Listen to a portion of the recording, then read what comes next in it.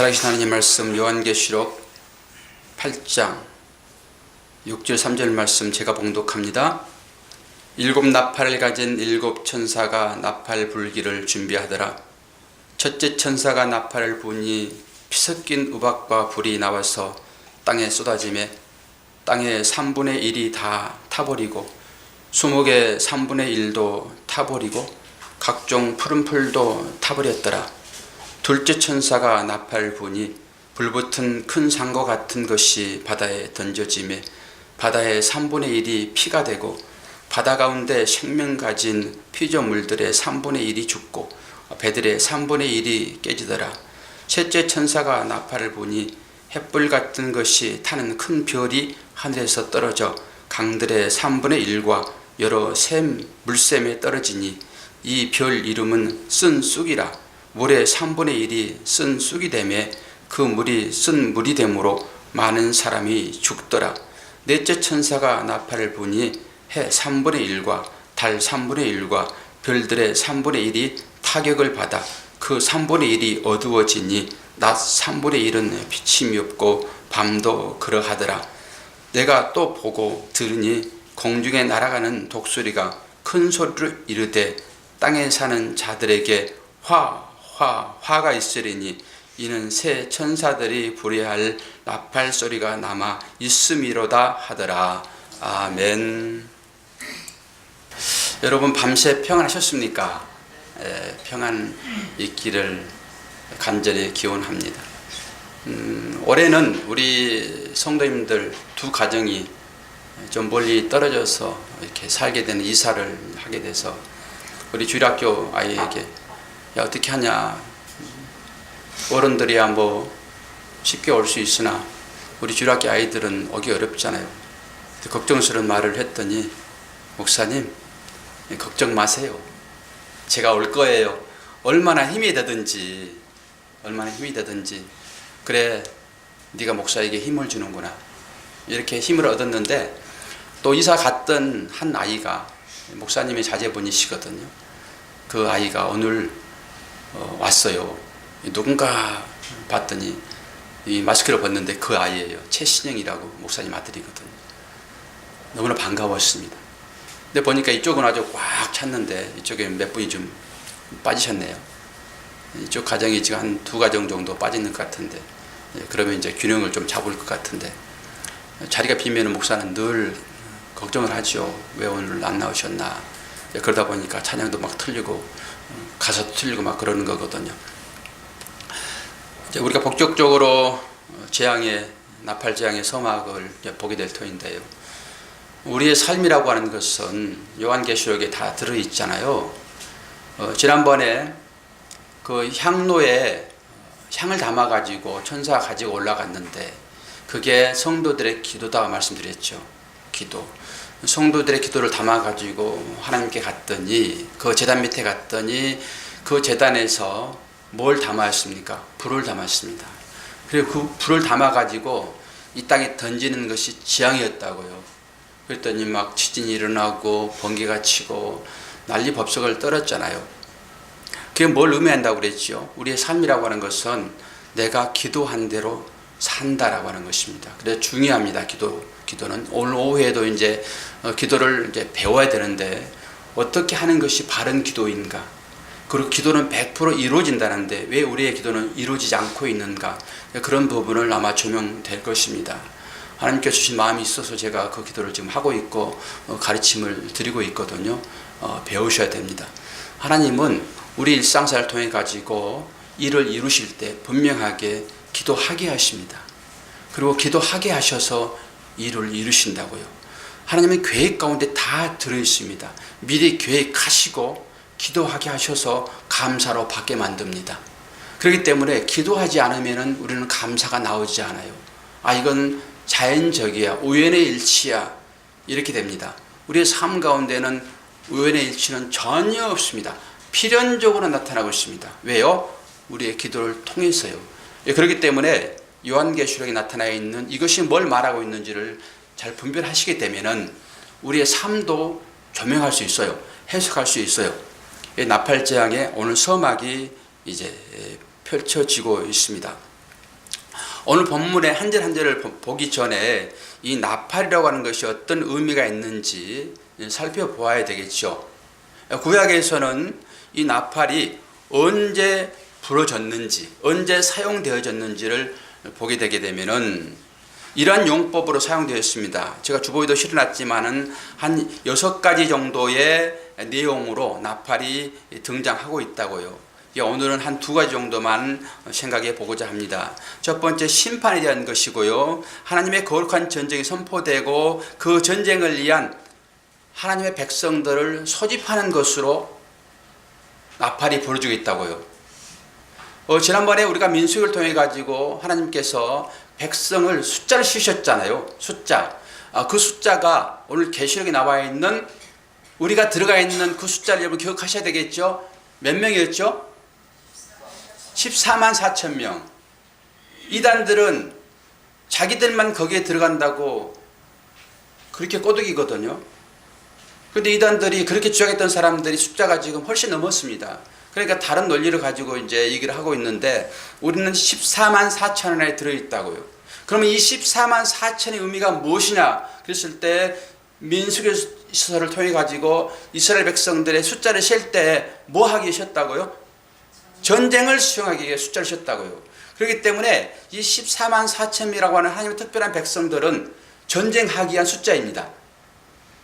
우리가 거기에 들어가 있다라고 하는 것은 우리의 삶과 똑같다라고 보는 것이고 우리의 삶이 어떤 거라고요? 전쟁을 수행하는 삶이라고요. 우리의 삶 가운데 전쟁 같은 일들이 많이 일어나고 있잖아요. 다양한 그런 것들. 그것은 뭐예요? 우리가 충분히 이길 수 있는 것으로 우리에게 주어졌다고요. 그런 것들은. 우리의 삶은 편안한 것으로 절대 없습니다. 왜요? 민수기서나 요한계시록 14만 4천 명 안에 우리가 들어있다라고 하는 것은 전쟁을 이해하는 숫자라고요. 우리 삶 가운데 이런 전쟁을 당연한 것으로 받아들이지 않게 되면은 여러분 불행해질 것입니다. 왜? 하나님의 뜻을 알지 못하기 때문에 그래요. 그러면은 이 나팔이 어떤 때 부러졌는가를 말씀을 통해서만 우리는 살펴볼 수 있습니다. 일반적인 우리의 삶 가운데 것으로 하나님 말씀을 잘 이해할 수 없어요.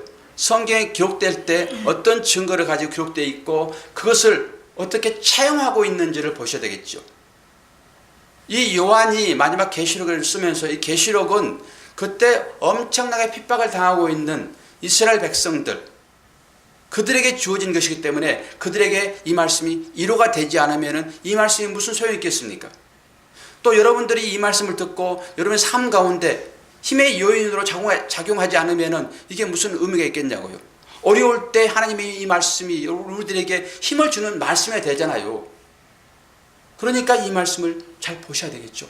봅시다. 민수기서 10장을 보게 되면은 이 나팔이 어떻게 만들어지는지를 보게 될 거죠. 10장 2절과 9절. 은나팔 둘을 만들 때 두들겨 만들어서 그것으로 회중을 소집하며 진영을 출발하게 할 것이라. 이게 뭐죠? 지금 소집한다고요. 그리고 진영을 출발하게 하는 것은 어떤 것이죠? 그들이 그 당시에 그 진영이라고 하는 것은 전부 장막 생활을 했습니다. 구름이 위에서 진행하게 되면 그들이 진행을 하고 구름이 먹게 되면 그들은 거기에다 장막을 취하였습니다. 천막에 천막. 우리의 삶을 뭐라고 얘기하죠? 나그네 삶이라고 그러잖아요. 나그네 삶은 언제든지 이동할 수 있는 것이잖아요. 그러니까 내가 좋아하는 그 땅에 진을 치는 것이 아니라 텐트를 치는 것이 아니라 내가 봤을 때는 이게 형편없네. 이게 바닥이 이렇게 울퉁불퉁하고 여기서 우리가 진을 치게 되면 상당히 어렵겠네. 그러더라도 하늘에서 구름이 이동하지 않고 그게 쓰게 되면 거기에 지하되는 거예요. 이게 순종입니다. 그러니까 우리는 우리의 생각에 맞는 것이다 텐트를 치잖아요. 하나님은 그때마다 텐트를 걷게 하시죠. 이게 우리의 삶의 과정입니다. 나팔은 뭐 하기 위한 거라고요? 지금 회중을 소집하며 그 진영을 출발하게 할 때나 머물 때 나팔이 필요했다고요. 9절 보니까 또 너희 땅에서 너희가 자기를 압박하는 대적을 치러 나갈 때에는 나팔을 크게 불지니 그리하면 너희 하나님 여호와가 너희를 기억하고 너희를 너희의 대적에게서 구원하리라. 뭐예요? 전쟁이 일어날 때 그 전쟁을 수용하기 위하여 이스라엘 백성들을 부르잖아요. 그 부르는 신호가 어떤 거예요? 나팔이라고요. 그런데 신기하게요, 이 나팔을 불게 되면은 하나님께서 기억한다라고 하는 것입니다. 우리가 일상생활에서 전쟁 같은 많은 일들이 발생하잖아요. 그는 끊이지 않습니다. 뭐 크고 작은 것일 수는 있지만은 끊이잖아요. 많은 문제들이 있잖아요. 이걸 우리는 영적 전쟁으로 볼 수 있어요. 그때 우리의 힘으로 해결할 수 있습니까? 돈 많이 가진 사람들은 해결할 수 있을 것이야 라고 생각을 하고 돈을 많이 벌잖아요. 그럼 될 걸 생각하니까. 여러분 보십시오. 그 어려운 문제를 해결하려고 하게 되면 우리는 어떻게 나가야 되죠? 하나님께 나가라고 하는 것입니다. 이게 기도입니다. 이게 나팔 부는 거예요. 나팔. 하나님께서 그러게 되면 기억하신다라고 하는 것입니다. 이 나팔 소리는 중요하죠. 그리고 이 나팔 소리가 실제 이스라엘의 역사 가운데 아주 피부로 와닿는 장면이 있을 것입니다. 여러분 한번 생각해 보십시오. 어떨 때 나팔을 불고 어마어마한 일이 발생이 됐죠? 여리고성의 함락입니다. 그때도 나팔 소리가 들려지거든요. 보실까요? 7째 날 새벽에 그들이 일찍이 일어나서 전과 같은 방식으로 그 성을 7번 도니 그 성을 7번 돌기는 그날뿐이었더라. 7번째에 질상들이 나팔을 불 때에 여호수아가 백성에게 이르되 외치라, 여호와께서 너희에게 이 성을 주셨느니라. 그때 나팔을 불습니다. 이 나팔이라고 하는 것은 하나님의 능력을 끌어내는 장치입니다. 우리가 나팔을 불게 되면 하나님이 싫다가도 그냥 주는 게 아니라 우리들로 하여금 하나님께서 내가 너희들의 기도를 들어줄 터인데 너희들이 나팔을 불어. 그러면 그 나팔 소리의 신호에 따라서 그것은 곧 어떤 것이죠? 아무렇게나 그냥 불어버린 것이 아니라 내가 얘기한 방법대로예요. 우리가 기도를 많이 하잖아요, 실제적으로. 그런데도 불구하고 하나님의 응답이 없다라고 하는 것은 어떤 것이죠? 사인이 안 맞기 때문에 그렇습니다. 하나님께서 원하는 방법으로 나팔을 불게 되면 그건 100%입니다. 전투에서 적진과 아군을 구별하는 것이 어떤 것이 신호잖아요, 신호. 어떤 단어를 얘기해 가지고 너 그거 알게 되면은 너는 아군이고 모르면 적군이야, 이런 것이잖아요. 그러니까 내가 살 수 있는 것이고 또한 그 힘을 이끌어낼 수 있는 것도 바로 신호라고요. 나팔은 바로 그런 신호의 역할을 하는 것입니다. 요한계시록에서 바로 그 나팔 소리로 지금 재앙이 떨어지고 있잖아요. 그런데 이 나팔이라고 하는 것은 단순히 그냥 심판만을 위한 것이 아니라 하나님께서 이스라엘 백성들을 사랑하는 사랑의 증거이기도 하다라고 하는 것이죠. 그리고 이 나팔은 하나님의 거룩한 전쟁을 선포하는 것입니다. 그 전쟁의 대상이 누구일까요? 우리는 대부분 우리의 환경 가운데 나타나는 다양한 그 일들이 하나님께서 주시는 것이다라고 생각을 하고 그 어려움을 해결하는 방법으로 나가는데 그러지 않다라는 것을 오늘 보셔야 됩니다. 오늘 나팔 재앙이 떨어지는데 이 나팔 재앙은 누구를 위함이냐고요? 사탄입니다. 사탄과 그 사탄을 추종하는 그 세력들에게 주어지는 것이 오늘 나팔 재앙이에요. 바로 나팔 심판은 사탄과 그 추종 세력에 대한 전쟁과 심판의 선포이며 따라서 그들은 필연적으로 멸망할 수밖에 없다라고 하는 것입니다. 하나님께서 수행하는 그 전쟁은 100% 하나님이 이기시잖아요. 우리는 이렇게 생각할 수 있거든요. 전쟁을 하는데 하나님과의 사탄과의 전쟁을 한다라고 생각할 수 있습니다. 하나님은 전능자이시고 악의 무리는 어떻게 보면은 뭐 하나님께서 악을 만들었느냐 만들지 않았느냐 이런 측면에서가 아니라 사탄이 어떻게 하나님과 함께 대적할 수 있습니까? 사탄은 피조물이라고요. 그러니까 천사가 타락한 게 이게 마귀잖아요. 그게 사탄이잖아요. 그게 피조물입니다. 어떻게 피조물과 창조주와 대립각을 세울 수 있어요? 말이 안 되는 것입니다. 우리는 하나님을 생각할 때 그런 측면에서 하나님을 생각한다고요. 절대 사탄이 하나님과 대적할 수 없습니다. 100% 사탄은 패할 수밖에 없는 것이라고요. 그러니까 우리가 하나님의 형상을 입은 자들인데 우리가 그들과 전쟁했을 때도 하나님은 우리 편이시잖아요. 사탄 편 아닌 게 분명하잖아요. 이렇게 이런 사실을 알게 되면은 두렵고 떨 일이 전혀 없습니다. 제가 저번에도 실어드렸지만은 요한계시록을 이제 보시면서 여러 가지 무서운 일들이 발생했는데 그게 두려움으로 작용하게 되면은 설교를 잘못 듣고 있다라고 하는 것입니다. 우리는 절대 피할 수 없습니다. 또 오늘 보니까 이 나팔 심판에 대한 이 재앙의 시리즈가 뭘 모티브로 하냐 그러면은 출애굽기를 모티브로 합니다. 출애굽기. 이 구약을 잘 알지 못하게 되면은 요한계시록은 이해할 수 없습니다. 요한계시록을. 구약을 잘 알, 그걸 전제로 해서 요한계시록이 마지막에 주어지는 거거든요. 그래서 우리가 창세기를 먼저 한 것입니다. 창세기를. 그리고 창세기를 풀어 쓴 게 뭐 사사기나 내지는 뭐 열왕기 상하나 역대 상하나 이런 것들이거든요. 이 선제들이 쓴 글이기 때문에 창세기만 잘 배우게 되면은 전체 맥락을 알 수 있고 그것을 전제로 해가지고 이 요한계시록에 나와 있는 단어들을 생각하게 되면은 이게 뭔 말인지를 알 수 있다고요. 지금 여러분들이 전체적인 그런 맥을 잡고 성경을 보지 못하기 때문에 이 말이 조금 생소한 감이 있다 할지라도 제가 좀 자세하게 설명을 해드리니까 다른 생각만 하지 않고 조금만 따라오시게 되면은 이게 무슨 말인지를 아시고 이것을 우리의 삶으로 적용하여 이 영적인 전투에서 분명하게 이겨낼 수 있을 것입니다.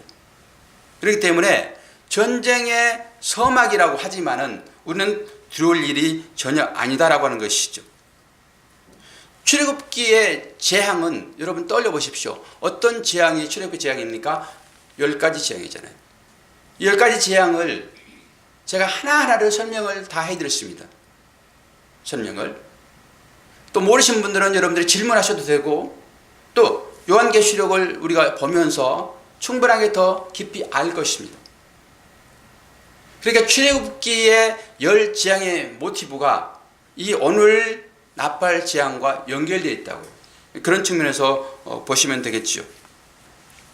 그러면은 지난번 우리가 말씀드렸듯이 10가지 재앙이 목적이 무엇인가라고 하는 거예요. 목적이 이스라엘의 반대파에 있는 애굽의 바로 왕과 그 바로를 따르는 그 추종 세력 그들을 징계한 것으로 심판이 내려졌는가? 아니라고 말씀드렸습니다. 그러니까 그들을 혼내기 위한 것으로 10가지 재앙이 있는 것이 아니라 바로는 어차피 상징적으로 하나님 대척점에 있는 사람이에요. 하나님 반대편에 있는 사람. 그들을 제압하려고 하는 것이 아니라 하나님의 이 재앙의 심판이라고 하는 것은 어떤 것이냐고요? 하나님이 어떤 분인가라고 하는 거예요. 하나님은 너희들과 달라. 나는 전능한 분이야라는 것을 보여주게 하여 재앙이 있다고요. 우리들의 삶 가운데도 이런 재앙들이 많이 따라오잖아요.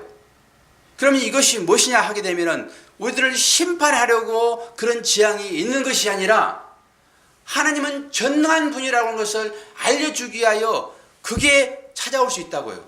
그러면 전혀 달라집니다. 생각 자체가. 하나님은 전능한 분이야. 이런 측면에서도 우리는 출애굽기에 나와 있는 이 10가지 재앙을 볼 수 있어야 됩니다. 그게 하나님의 의도라고요.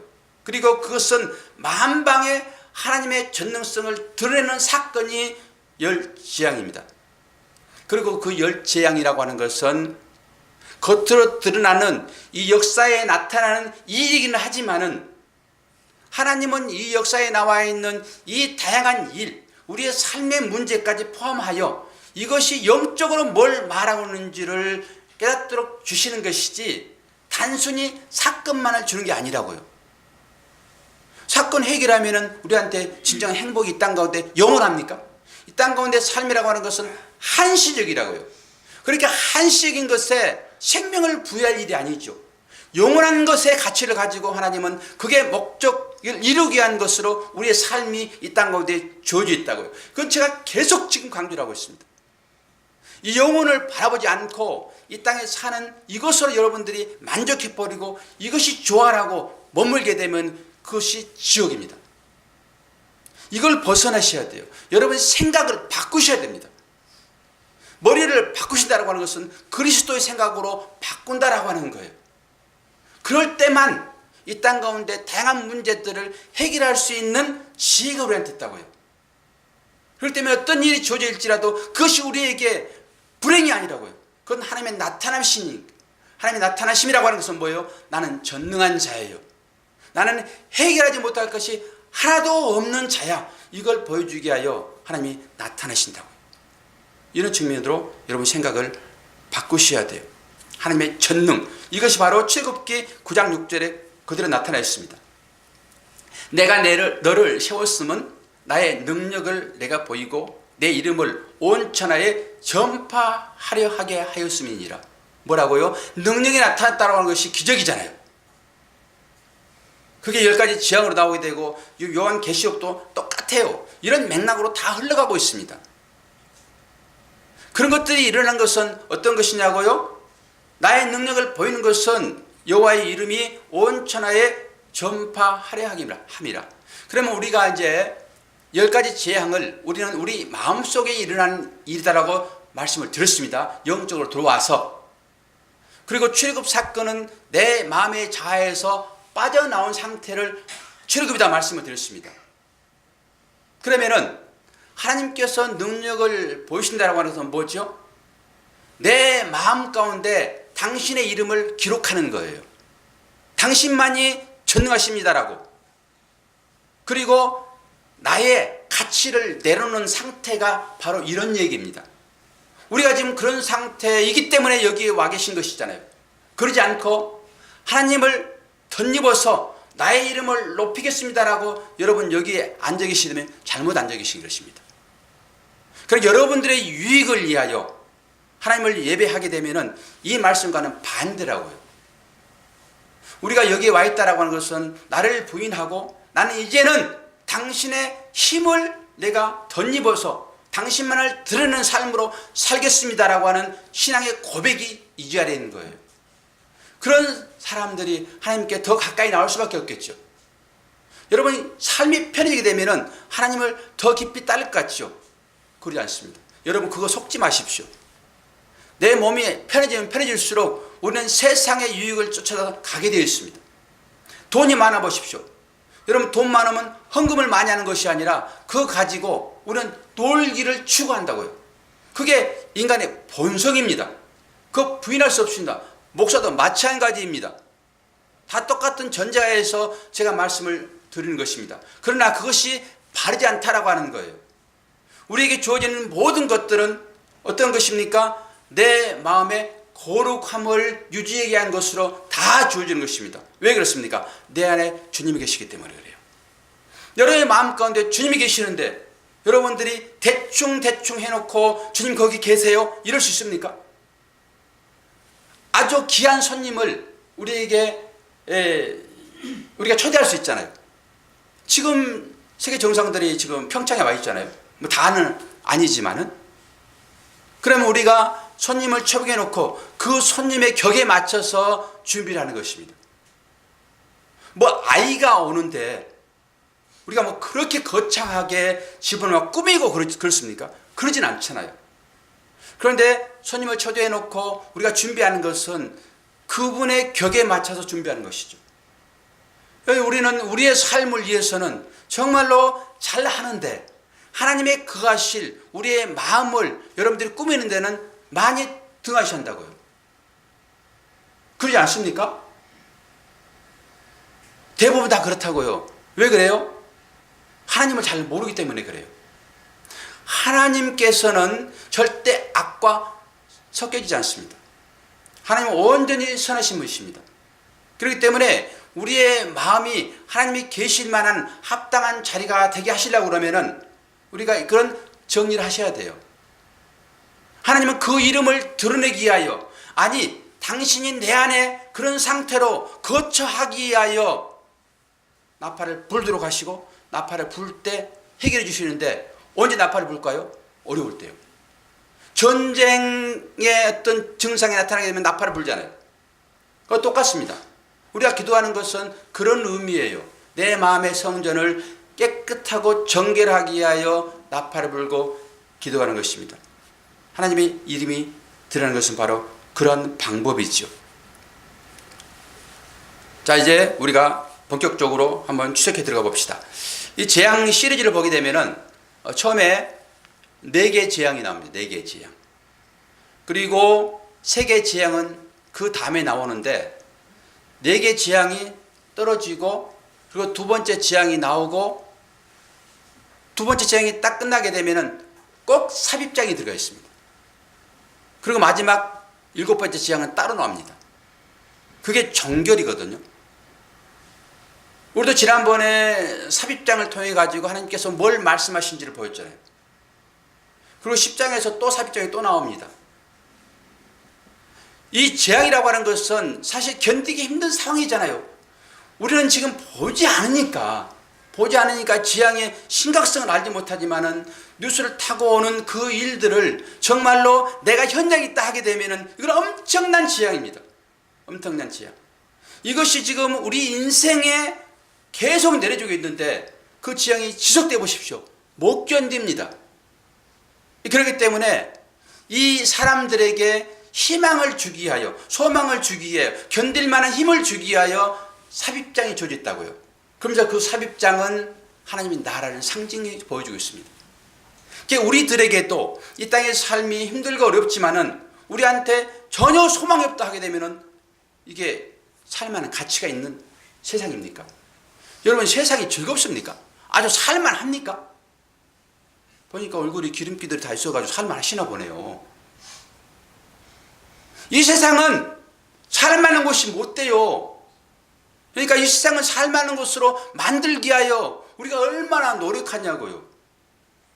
이 땅은 살만한 것이 못 됩니다. 그러니까 이 땅이 살만한 곳이라고 생각되어지는 그런 사람들에게 하나님은 자녀의 삶은 이 땅의 삶이 아니라 추구할 목표의 지향점은 하나님 나라라, 이걸 보여주기 위하여 한번 그 자리를 흩으신다고요. 이게 환난입니다. 이게 환난. 그래서 4가지 재앙이 떨어지고 마지막 3가지 재앙이 남을 때 2가지 재앙이 주어지면서 7번째 재앙은 힘드니까 그 사이에 삽장을 줘가지고 우리한테 소망을 주는 거예요. 설교도 제가 가끔 그러지 않아요. 설교도 계속 자기를 부인하십시오. 여러분, 출세하려고 하지 마세요. 세상 사람들처럼 용사 되려고 하지 마세요. 이름 내려고 스타 되려고 하지 마세요. 계속 그러다가도 가끔 중간에 좀 풀어주잖아요. 너무 힘드니까. 그런데 대부분 다 이 7가지 재앙이 우리의 삶이에요.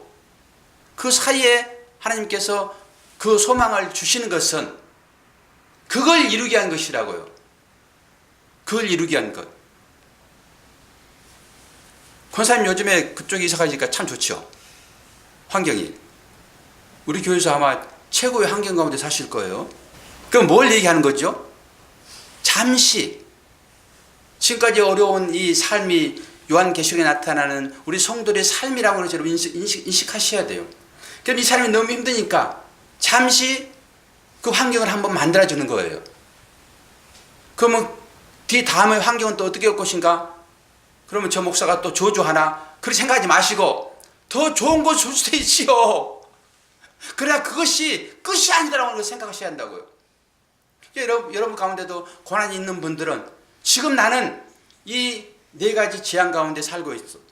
그리고 어떤 분들은 아이고 이제 숨 좀 쉬겠네. 그때는 소망을 주시는 것이지 이게 끝이 아니라고요. 우리 삶이라고 해서 계속 완결될 때까지 하나님은 재앙을 통해 가지고 자녀들을 이 땅 가운데 살 수 없도록 만드실 것입니다. 똑같이 심판이 떨어질지라도 그것은 하나님의 자녀들 교회는 그 가운데서 벗어날 것이지만은 심판의 대상은 사탄이라고, 이걸 세상이라고 그래요. 왜 그러죠? 사탄이 주관하고 있기 때문에 그래요. 세상. 여러분, 세상에 너무 마음을 쓰지 마시기를 바랍니다. 자, 지향으로 들어갑시다. 6절 7절. 일곱 나팔을 가진 일곱 천사가 나팔을 불기 이를 준비하더라. 첫째 천사가 나팔을 보니 피 섞인 우박과 불이 나와서 땅에 쏟아지매 땅의 3분의 1이 다 타버리고 수목의 3분의 1도 타버리고 각종 풀도 다 타버렸더라. 어디서 많이 들어본 소리 아니에요?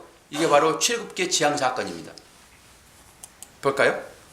여호와께서 모세에게 이르시되 너는 하늘을 향하여 손을 들어 애굽 전국의 우박이 애굽 땅의 짐승과 사람과 짐승과 밭의 모든 초새에 내리게 하라. 모세가 하늘을 향하여서 지팡이를 들매 여호와께서 오랫소리와 우박을 보내시고 불을 내려 땅에 달리게 하시니라. 여호와께서 우박을 애굽 땅에 내리심에 우박이 내림과 불덩이가 우박에 섞여 내림이 심히 맹렬하니 나라가 생긴 그때로부터 애굽 온 땅에는 그와 같은 일이 없었더라. 우박이 애굽 온 땅에서 사람과 짐승을 막론하고 밭에 있는 모든 것을 쳤으며 우박이 또 밭의 모든 채소를 치고 들의 모든 나무를 꺾었으되. 이거 보십시오. 이게 출애굽기 모티브가 그대로 지금 계시록에 나와 있더라고요. 그렇기 때문에 구약을 잘 이해하게 되면은 계시록에 나와 있는 이 마지막 재앙의 심판이 결코 두려운 일이 아니라고. 두려운 일이 아니에요. 그리고 여기에 지금 단어가 계속 중복되는 게 있는데요. 3분의 1이라는 단어예요. 3분의 1. 3분의 1. 이거는 지금 뭐 에스겔서 5장 2절과 12절에 나와 있고 다양하게 많이 나와 있는데 3분의 1이라는 소리는요. 스가랴서 13장을 통해 가지고 말씀을 보도록 하겠습니다. 스가랴서 13장 8, 9절. 여호와가 말하노라. 이 온 땅에서 3분의 2는 멸망하고 3분의 1은 거기 남으리니 내가 그 3분의 1을 불 가운데서 던져 은같이 연단하며 금같이 시험할 것이라. 그들이 내 이름을 부르리니 내가 들을 것이며 나는 말하기를 이는 내 백성이라 할 것이요 그들은 말하기를 여호와는 내 하나님이시라 하리라. 지금 어떻게 말씀하시고 있죠? 3분의 2는 멸망하고 3분의 1은 남기겠다 이런 거잖아요 지금. 그런데 오늘 계시록에 보게 되면 3분의 1에게 재앙을 내리겠다. 이건 반대로 이제 보시면 되겠죠. 3분의 1은 멸망을 시키고 3분의 1은 남겠다 하는데 어떻게 남기겠다 하고 있죠 지금. 3분의 1을 어떻게 한다고 그래요? 불 가운데 던져서 은같이 연단하며 금같이 시험할 것이라. 이게 누구를 두고 하는 얘기입니까? 우리를 두고 하는 얘기예요. 우리를 두고. 우리가 정결한 하나님의 신부로 나오려 하게 되면은 어떤 과정을 거쳐야 되지요? 이 금이 순도 100% 되려고 하게 되면은 제렐의 과정을 통과하지 않으면은 섞인 금이라고, 합금이요. 하나님 합금을 싫어하세요.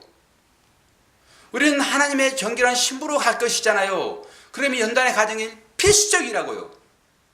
그러니까 연단이 오게 되면은 나는 합격증을 받았구나라고 생각을 해야지. 왜 하나님 나에게 시험합니까? 그러면 되겠어요, 안 되겠어요? 나는 당신의 신부가 되기 싫어요. 이거잖아요, 결론적으로. 그런 자만이 어떤 약속을 받습니까? 여호와가 그들의 하나님이에요. 그리고 그들은 하나님의 백성이라고요. 이 말을 들을 자들은 100% 어떻게 해요? 시험한다고요. 그러니까 이런 설교를 들으셔야지만이 우리에게 닥쳐오는 이 재앙 같은 이 환난, 이것을 통해 가지고 하나님의 정결한 신부로 나올 수 있는 것이에요. 그렇기 때문에 그런 시험 오게 되면은 하나님, 내가 비록 견디기 힘들긴 하겠지만은 난 하나님께서 분명하게 정결한 신부로 나오게 하여 나를 여기서 죽게 만드는 것이 아니라 재련돼서 하나님 신부로 나갈 것을 나는 믿습니다. 그래, 하나님 나 인내하겠습니다. 나고 나가는 것입니다. 인내하겠습니다. 그렇게 나가는 것이에요. 그런데 이걸 잘못 받아들이게 되면 어떻게 되죠? 믿는 사람들이 잘 못 사는 것은 믿음이 없는 탓이다. 이렇게 말하는 목사도 있으니 얼마나 성경을 잘못 가르치고 있어요. 우리 모두는 다 정결한 신부로 부름 받았기 때문에 이 세상 가운데서 다양하게 묻어있는 그때 아무리 좋은 세제를 가지고도 닦아낼 수 없는 그 오염물질, 이걸 태우기 위해서는 재련할 수밖에 없어요. 그러니까 환란이 크면 클수록 우리는 더 이 말씀에 비춰서 생각해 보게 되면 감사해야 할 일이지 어떻게 그것이 불행이냐고. 이건 제자들도 이 비밀을 알지 못했습니다. 제자들도. 그래서 주님과 함께 길을 걷다가 안진뱅이를 보고, 선생님, 저 안진뱅이가 지금 저 병이 들어있는 것이 그의 죄입니까? 그 조상의 죄입니까? 이렇게 물었다고요. 그런데 우리는 제자도 알지 못했던 이 비밀들을 오늘 우리는 깨닫습니다. 그러니까 기독교를 생명의 종교라고 그러는 거예요. 요한계시록이 그만큼 우리에게 중요합니다. 자, 둘째 나팔을 부니 같은 것이니까 해석만 합시다. 여기에 보게 되면요, 9절 보게 되면은 바다 가운데 생명 가진 피조물들의 3분의 1이 죽고 배들의 3분의 1이 깨지더라. 이건 좀 재앙을 통해 가지고 여기에 재앙의 당사자는 성도예요? 아니면은 성도 밖이에요? 성도예요? 이제 잘 들으셔야 돼요. 잘 들으셔야 돼요. 요한계시록에 나타나 있는 이 재앙은 그 가운데서 성도를 건져내지만은 재앙 가운데서 이게 끝날 사람들은 성도 아니라고요. 성도는 다 건져낼 것입니다. 그러니까 이 가운데서 마지막에 재앙의 대상은 세상이에요. 세상. 그리고 세상을 추종하는 세력이라고요. 그 가운데서 우리를 건져낼 거예요. 그러니까 이 재앙은 전부 그들에게만 내려질 재앙이에요. 물론 우리들이 똑같이 당하고 있지만 우리는 건져질 것이라니까요. 건져지는데 왜 그게 재앙이냐고요. 그게 건져질 건데 정결한 신부로 나오는데 그게 영광로가 왜 재앙이냐고요. 물론 뜨겁기도 하고 아프기도 하고 고통스럽기도 하고 왜 이렇게 나에게만 이런 재앙이 어려운 일이 닥쳐라고 말할 수는 있으나 결론이 도출되잖아요. 벌써. 그러면 그걸 누가 재앙이라고 그래요. 힘들게 하겠지만은 딱 끝나버렸을 때 그 재앙인 것이지. 그럼 그 재앙이 왜 생겼냐 했을 때 배들이 깨졌다라고 하는 거잖아요. 배는 풍요를 상징합니다. 풍요를 상징. 그리고 배가 육지로 다녀요? 바다로 다녀요? 바다로 다니죠. 바다로. 요즘 배도 바퀴 달아가지고 막 다니고 하더라마는 어떻게든 간에 바다는 어떤 것이죠? 그건 멸망을 상징해요. 또 지옥을 상징하기도 하고 저주를 상징하는 것이 바다입니다. 그 마지막 요한계시록에서는 바다가 없다라고 나오거든요. 바다는 저주를 상징합니다. 그리고 그 저주를 상징하는 바다 위에 그 배가 지금 깨졌잖아요. 이 배는 세상의 풍요를 상징합니다. 그래서 두루와 시도는 전부 다 지중해 연안에 있어요. 해변가가 잘 삽니다. 해변가가. 그런데 그들이 무슨 장사를 한지 아십니까? 그들의 장사 품목이 이제 마지막에 나오겠지만은 쭉 나오는데요. 거기에 영혼도 들어있습니다. 영혼도. 그냥 물품만 장사하는 것이 아니라 사람, 인신매매까지 했다고요. 이 장사치들이. 실제로 역사적으로도 그거 있었잖아요. 그 배들이 다 깨지겠다. 이런 것이죠.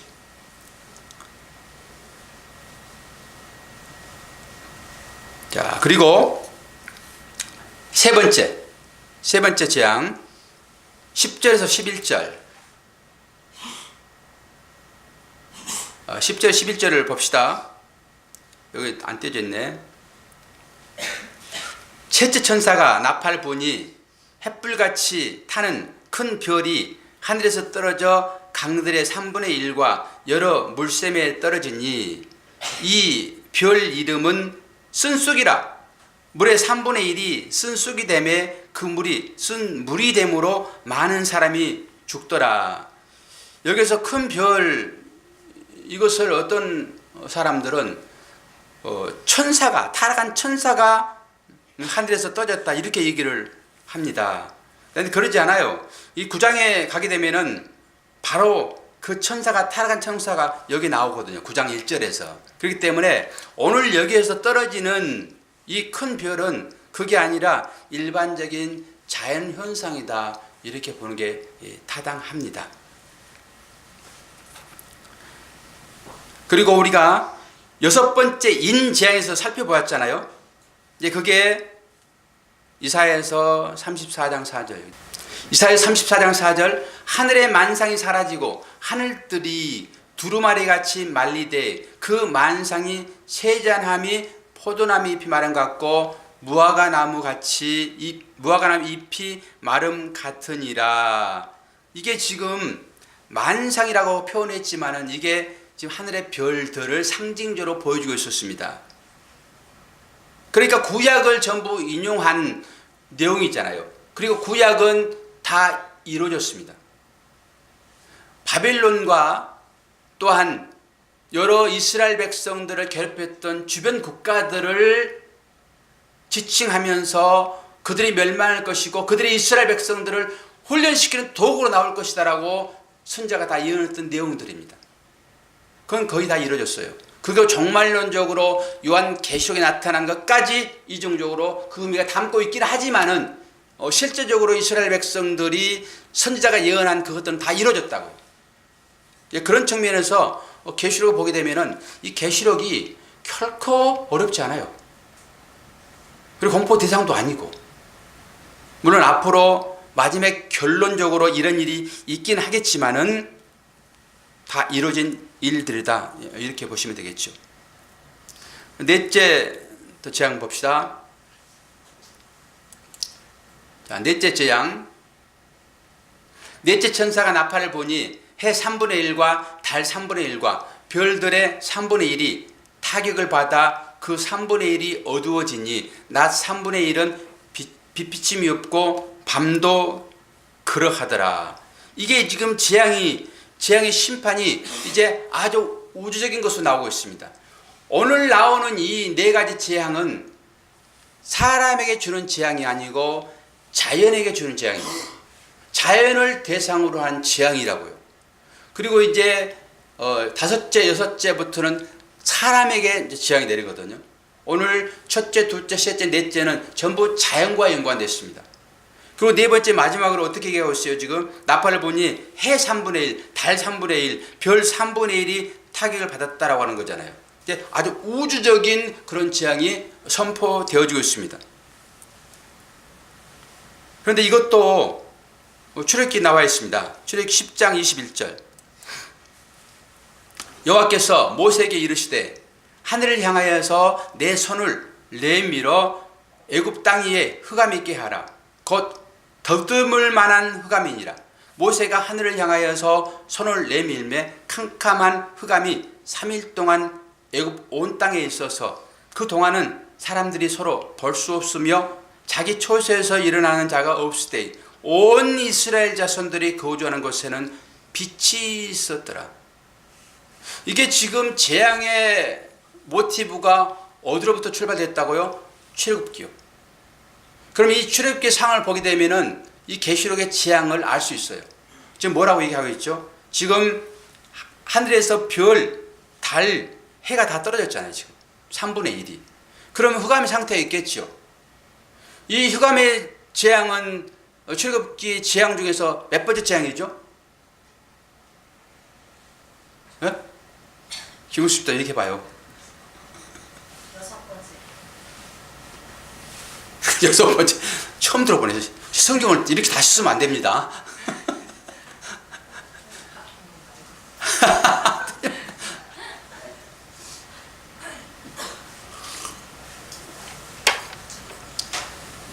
여러분 그거 외우시라고 그랬잖아요. 피, 개, 이, 파, 악, 독, 우, 매, 흑, 장이잖아요. 예? 몇 번째 재앙이라고 보니까 저렇게 몇 번째 재앙이에요? 9번째 재앙이라고요. 피계파, 악독, 매흑장. 이건 외우세요 이제. 여러분들이 이름은 기억하세요? 이게 10개잖아요. 10개 10단어. 맘만 먹으면 다 외운다니까요. 우리가 안 외우려고 하니까 안 외워지는 거예요. 요한계시록 하고 있으니까 이 출애굽 모티브가 지금 강하단 말입니다. 지금 이게. 피계파 뭐예요? 악도구? 매흑장. 자, 봐요. 그러면은 이게 무슨 얘기입니까? 지금 보세요. 23절에 지금 이 애굽이 있는 그 사람들에게는 어둠이 있었으나 이스라엘 자손이 거주하는 곳에는 뭐라고요? 빛이 있었다. 그렇기 때문에 이것만 하나 기억하세요. 그냥 올 설교의 포인트니까.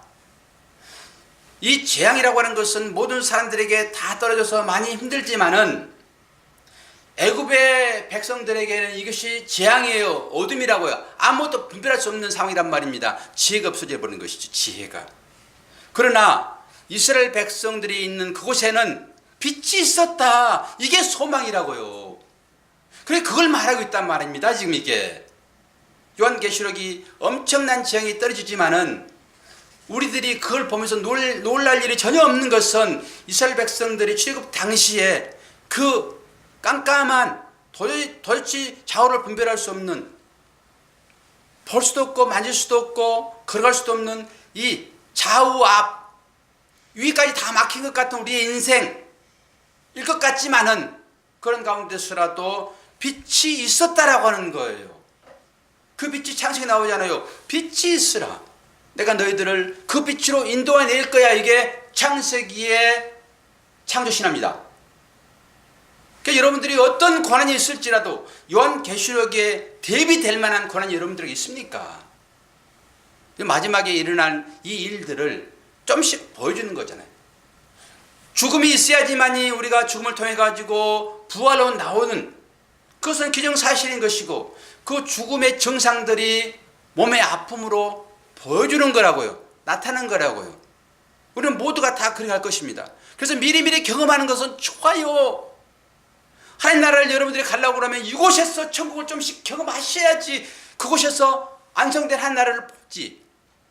전혀 여기서 경험도 하지 않고 어떻게 하나님 나라 가가지고 확인할 수 있냐고요. 여기서 하나님 나라 어떻게 경험하지요? 이웃사랑이요. 그걸 해보셔야지만이 그 가운데서 오는 기쁨과 감사와 한의와 평안을 경험하죠. 남한테 줘봐야지만이. 그래서 어려운 사람이 남을 도와주는 것입니다. 어려움을 경험한 사람이 남을 도와준다고요. 행복을 경험한 사람이 행복도 줄 수 있어요. 그렇기 때문에 이쪽에서의 삶을 하나님이 좀씩 맛보라고 주어지는 것이 우리의 삶이에요. 이거 다 아니라니까요.